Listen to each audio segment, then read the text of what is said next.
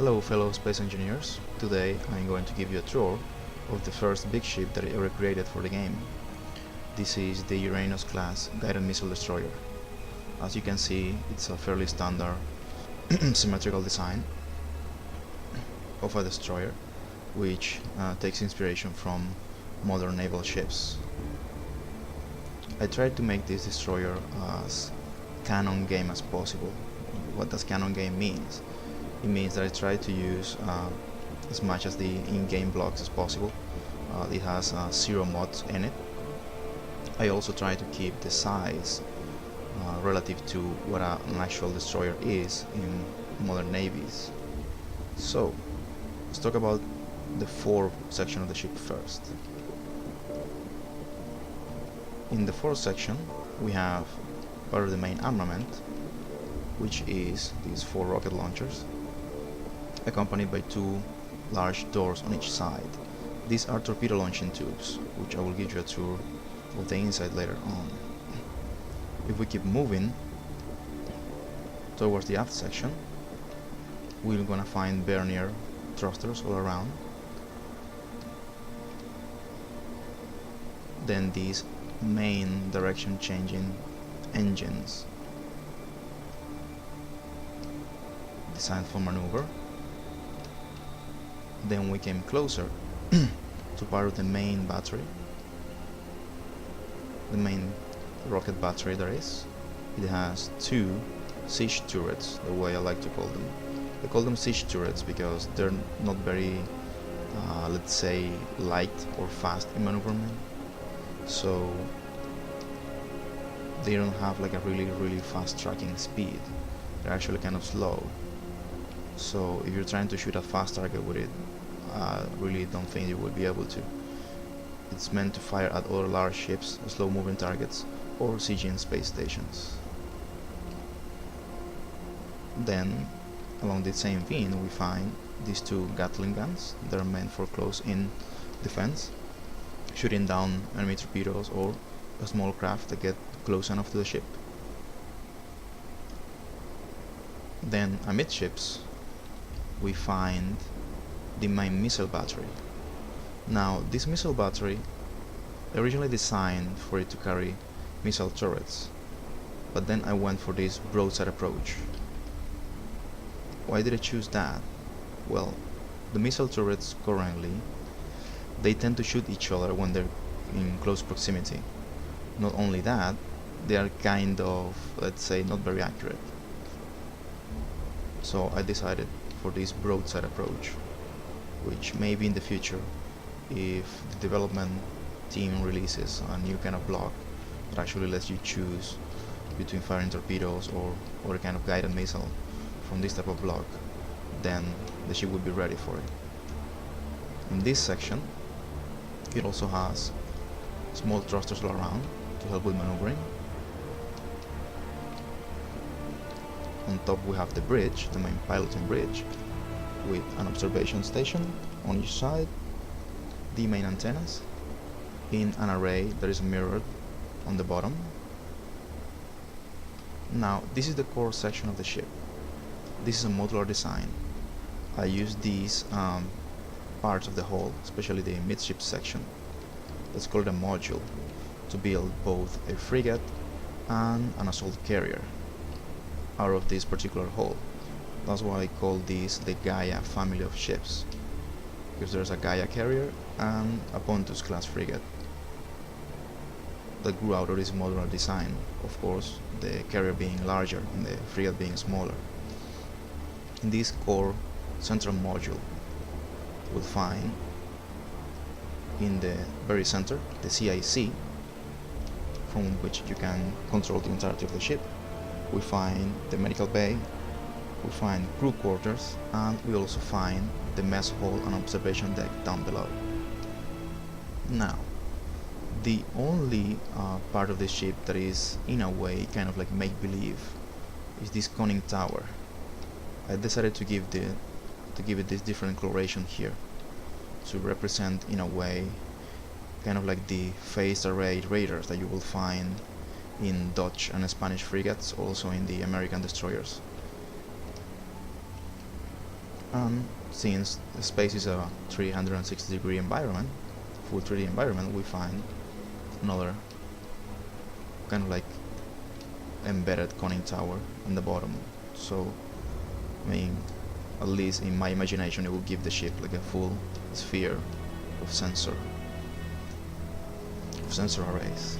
Now, moving to the aft section of the midship modules, we'll find the main hangar, and below the main hangar, the vehicle bay. I will give you a walk-in tour later on.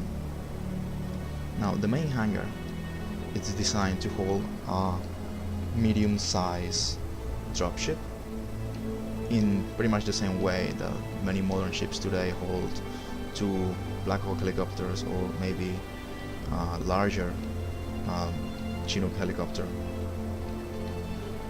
And about the vehicle bay, as you can see, many ships today, especially frigates and destroyers, can launch a small craft like ribs or fast attack boats from it. So that was the idea behind this, to have a small bay from which a small craft could be launched. Then at the very aft we find the landing pad and two engine nacelles, which are like really, let's say, low profile, very well attached to the hull.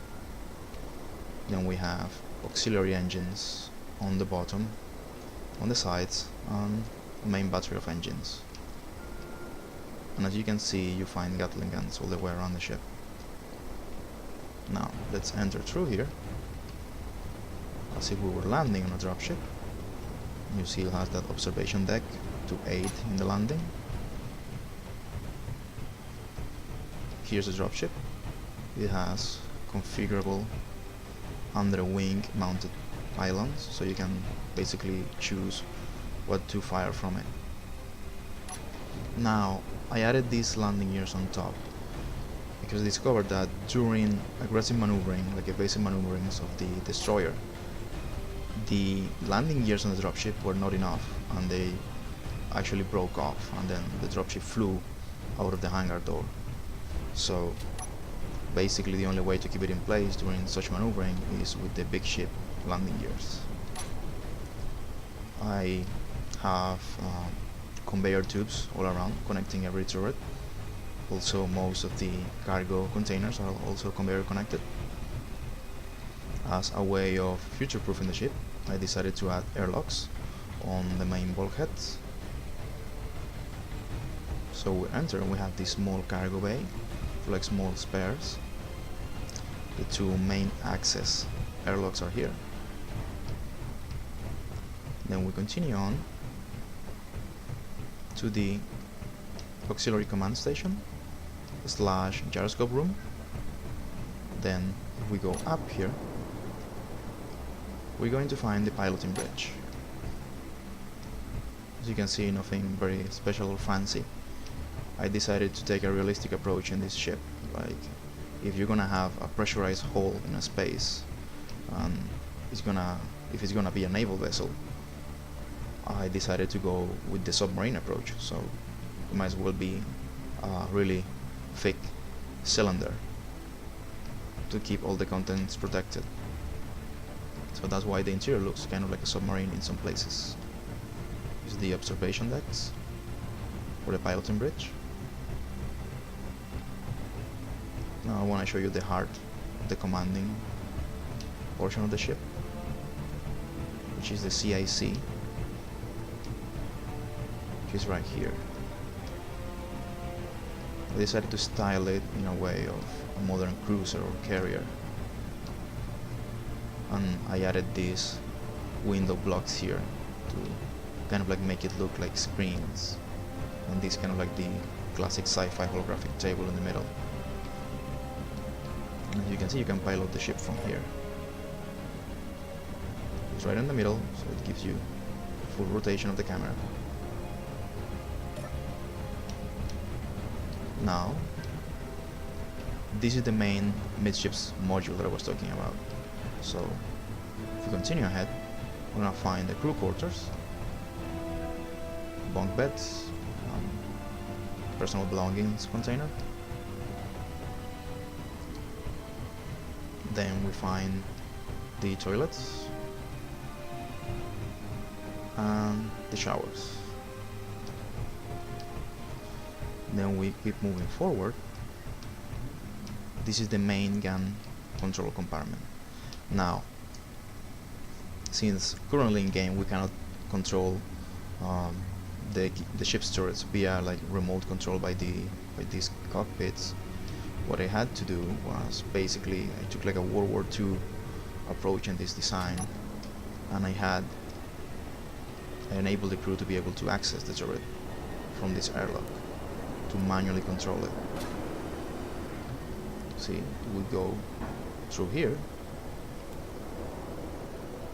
close the airlock behind you, then take a little spacewalk to the underside of the turret, and then here.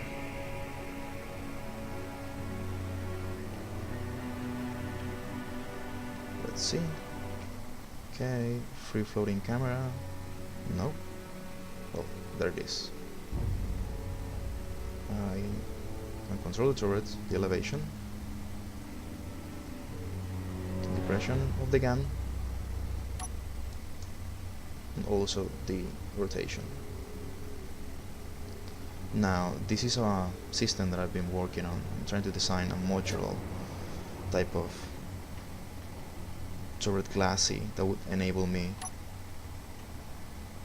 to actually change the type of turret that I'm in.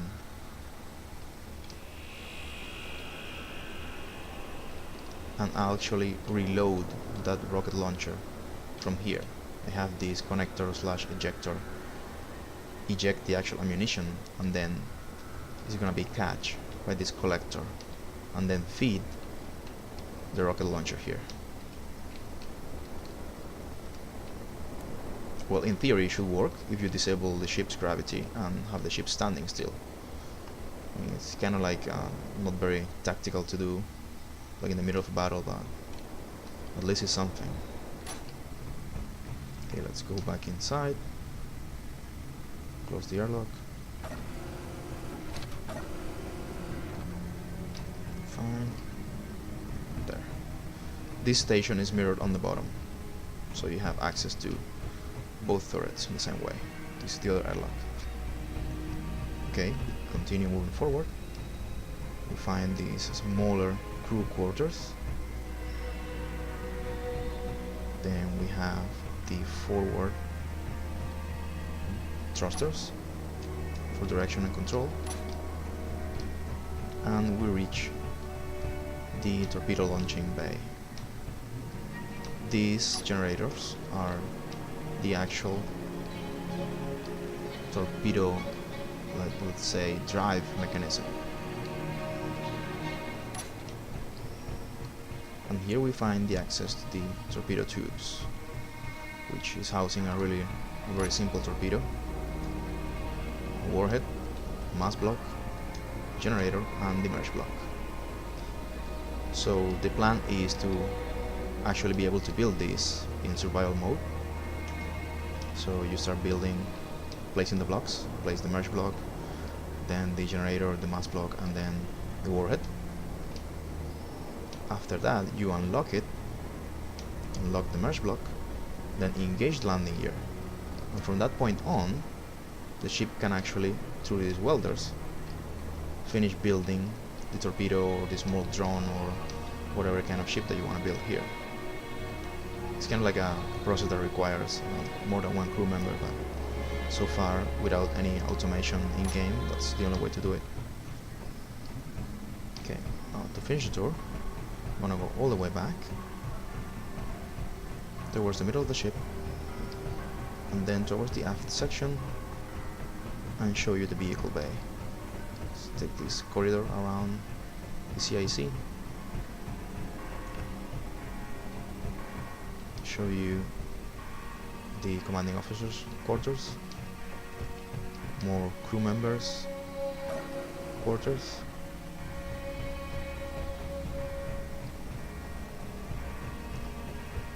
Now we go down here below to this damage control section, which has, you know, cargo containers for damage control equipment that is directly in access of the vehicle bay that is currently housing two APCs being held by two utility vehicles. And once again, that's the problem with having vehicles that doesn't have any kind of like locking mechanism. They just tend to bounce inside and fly away, or at least just like bang against the walls and destroy themselves when the main vessel is moving.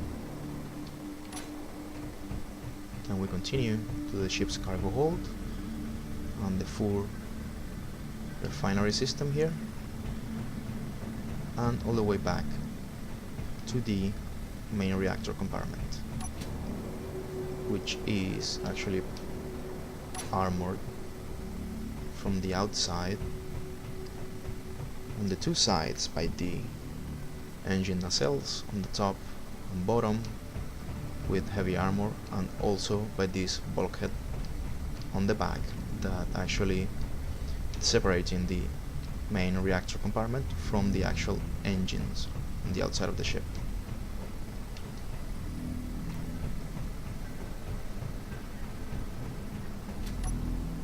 There's more of the ship to explore, but I would like you to do it yourself. You will find the crew services areas, like the mess hall, the medical bay, there's also a briefing room, and there's also a brig.